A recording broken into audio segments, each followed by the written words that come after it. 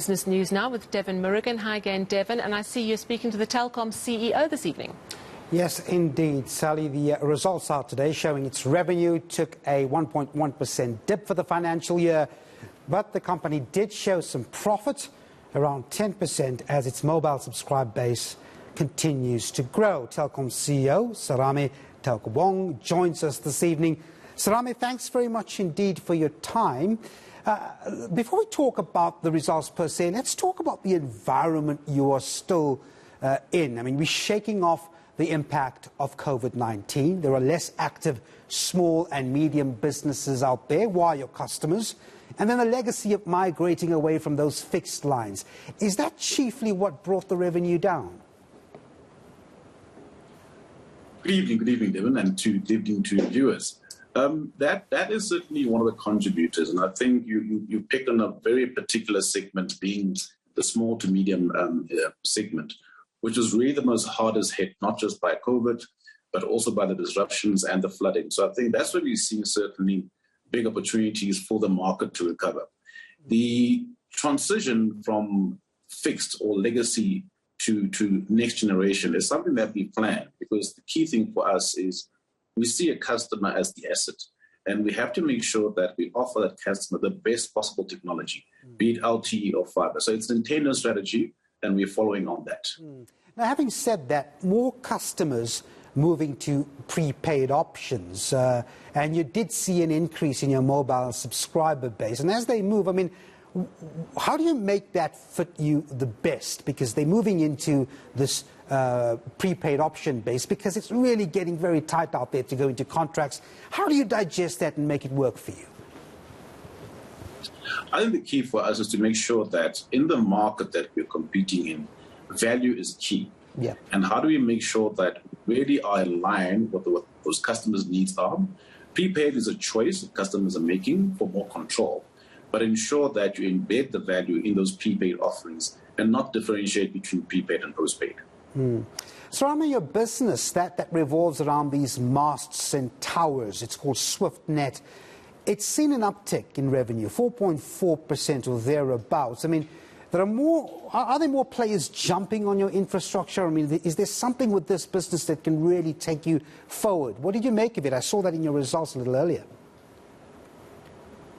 Thank you. What's key for us is that we actually set up our SwiftNet Towers business about 4 years ago. Yeah. One of the first mobile operators to have a separate towers business. And I think it's beginning to yield the results. One of the big things you measure in that environment is your tenants, so the number of tenants you have on each tower.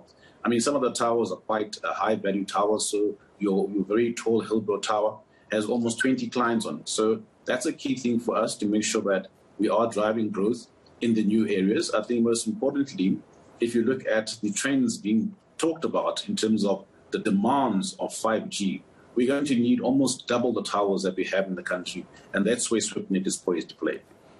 Now, you've bought some spectrum recently at an auction. I mean, I'd like to know, we've covered that so extensively in the debates around auctioning of spectrum. What are you doing with that spectrum?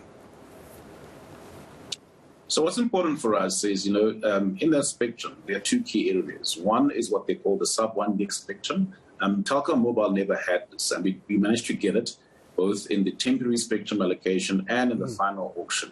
This is quite key for us because it helps us more efficient in how we roll out our infrastructure and also improves our service quality to our end users. More critically is the 3500 spectrum. This is the 5G suite spectrum, and we've got what they call contiguous allocation in that, which means that we are geared up and ready to offer 5G, not just to customers, but also to corporates as well. And having said all of that, I mean, if you look at the spectrum issue, one of the things that also fueled it a lot was from a customer perspective, from a consumer level, we were told, look, if this thing pans out the way it's desired to, we could see data prices, for example, come down. Is that argument or that issue still dead, or is there space in the future for South Africans to be paying lesser on data? I think there is future for that, but we've also got to pan it against the reality of what we're facing. we've got constant load shedding, which is really affecting our ability to be effective in delivering cost-effective services to the customer.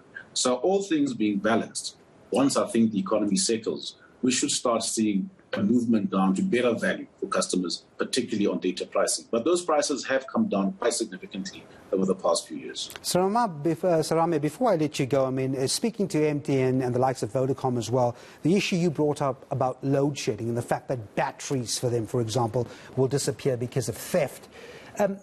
How do you experience that in some shape or form?